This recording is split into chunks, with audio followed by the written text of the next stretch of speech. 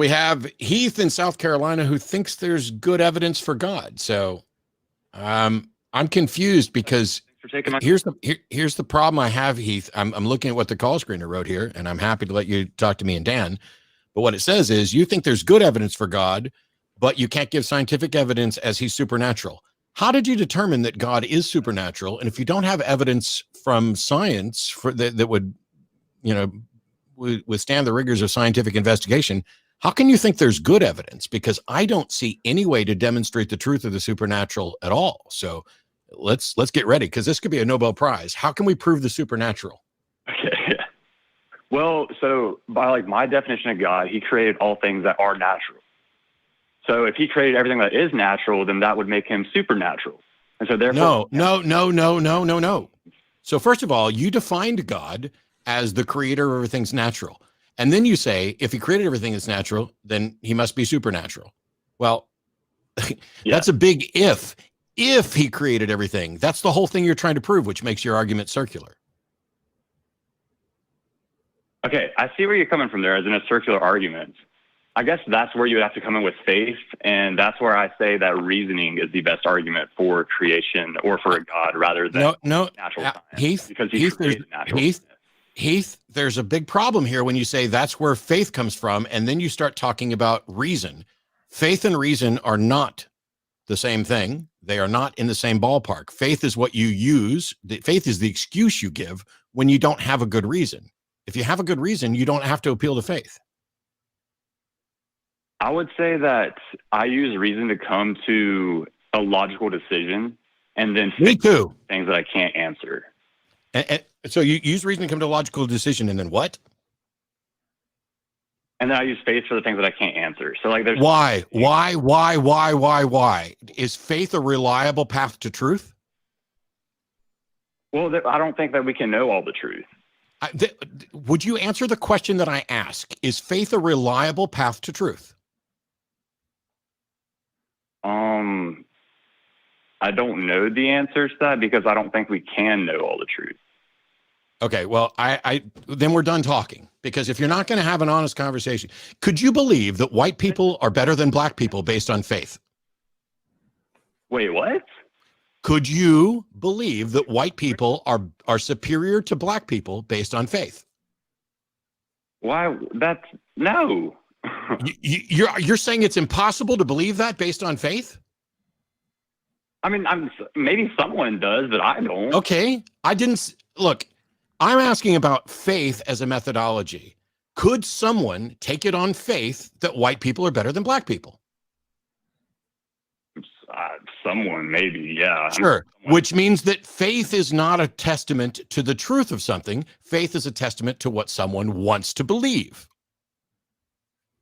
Okay, yeah, I see where you're coming from. So why would you ever use faith? Why not, when you cannot come up with a logical argument based on reason, why wouldn't you just say, I don't know? We don't have to do anything based on faith. Okay, then yeah, I guess I can for certain things say I don't know, but I guess for my belief in God, that's not really more faith. When I say faith, that's for maybe it's for prayer or for a miracle, that's faith. But my belief in God, that's not based off faith, that's based off reason. Bullshit. Give me the reason. Okay. So for me, I believe that God loves people. I didn't ask you, Heath, what you believe. I asked you to give the reason. Yeah. Give the reason or go away. That's what I'm trying to do. I mean, I don't have one specific reason, but I reason it out via different means. So I have. You don't get to start, Heath, with Heath, stop. If I'm asking you to give the reason why you believe in God, you don't get to start by saying, I believe that God loves everybody, because that is a belief, not a fact. Start with facts. Okay, I could go with the infinite monkey typewriter theory. Do you know what that is? I do, but it doesn't prove a God. Infinite amount of monkeys. Well, again, it's more reasoning to it. You can't give factual, natural explanations because he's supernatural, so you have to reason it. You're proposing a potential. You're proposing a hypothesis, the universe could be a thing because of God. right? Like that's a possible explanation, but there's a difference between reasons and possible explanations, right? I can come up with all kinds of possible explanations, but some might be more reasonable to believe in than others, right? So I think what we're trying to figure out is, yeah, we can talk about explanations all day, possible or not, but why believe in one explanation more than another, right? So why believe in the God explanation more than, say, a different kind of explanation? To me, it just seems more reasonable. But why? A knock on. Do you not realize that what you're just saying is, I believe it because it feels good to me? Well, it makes the most sense to me. What makes no sense to you? He says it makes the most sense. I said it makes the most sense to me. How can it possibly make more sense when you don't know anything about it and don't have any way to demonstrate that it's true? So what is it we're trying to explain? Yeah, I have like probably like 3 or 4. Like I listen to y'all's. I listen to it via podcast a lot, and I listen to a live show occasionally. And so that really got me thinking, like, why do I believe in God? And I came up with a couple of like good reasons to me that solidified why I believe in Well, give us one good reason that doesn't start with, here's what I think God loves people. Give us one good reason why you believe in a God.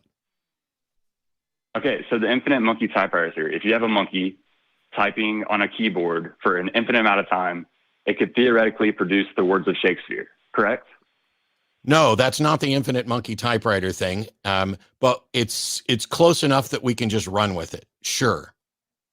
Okay.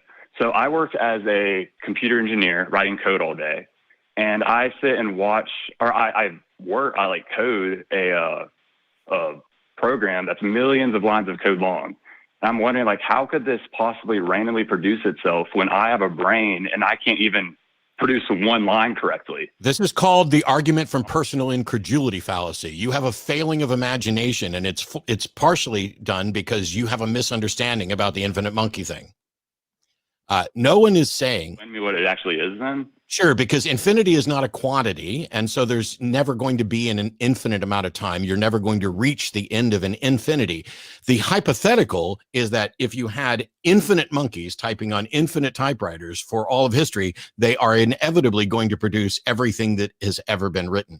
But that is about number theory. That is about probability. That is about for a finite set. Exactly. The reason, stop, Heath. The reason there's a problem there is that infinity isn't a quantity. It's a concept. You can't reach it. And so you can't have infinite monkeys. You can't have infinite monkeys typing forever.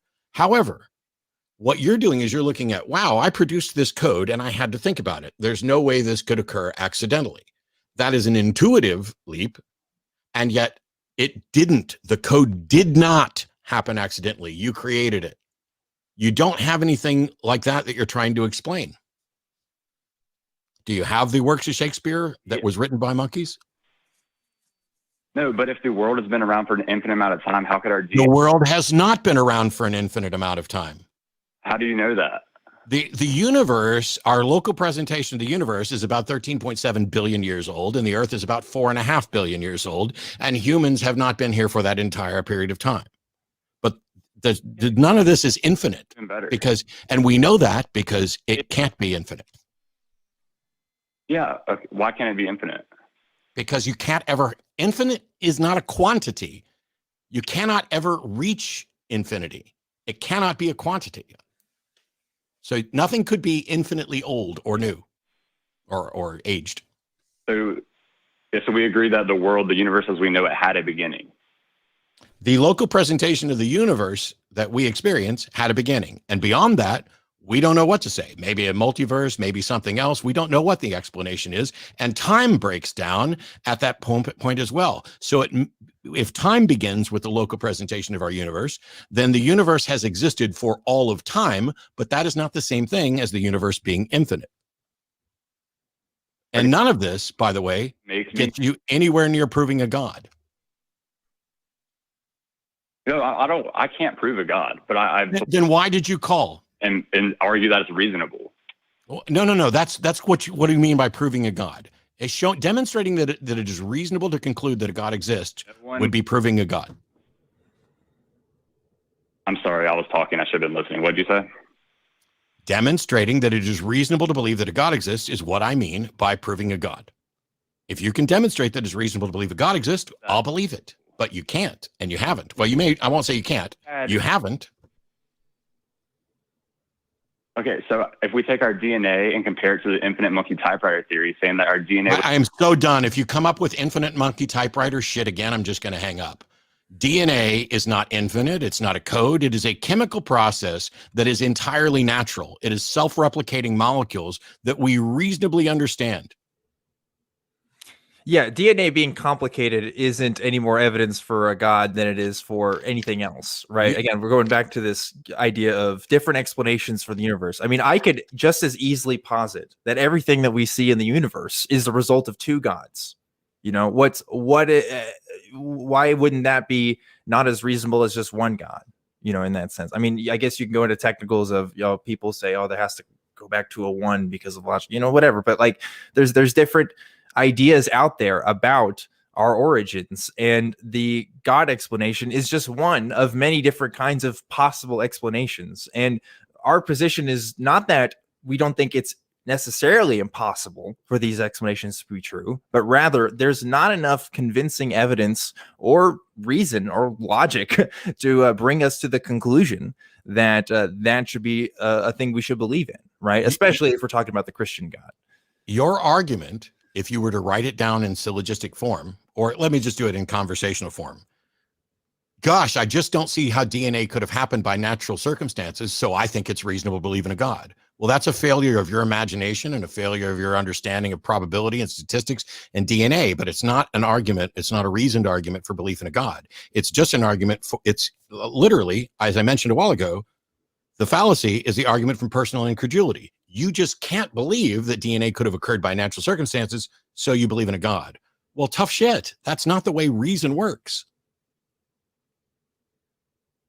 I would say it takes more faith to believe that DNA created itself over the past 13.8 billion years than a creator created us. Maybe if that's what we actually believed about DNA, but that's not exactly what we believe about DNA. We don't think that DNA created itself. Correct. And you are now no longer an honest interlocutor, because when backed into a corner, you just lash out with the, oh no, the atheists have more faith because it takes more faith to believe a DNA formed in that time than a God, which is bullshit, because we can calculate the odds for DNA and you can't calculate the odds for a God. Yeah, so I'm a math minor and I've done some calculations. Well, when you get a math major, call back. Ooh, ooh, ooh, ooh, ooh. It's getting hot. It's getting hot. It was cold this week, Matt, but it's getting hot down here in Austin, Texas.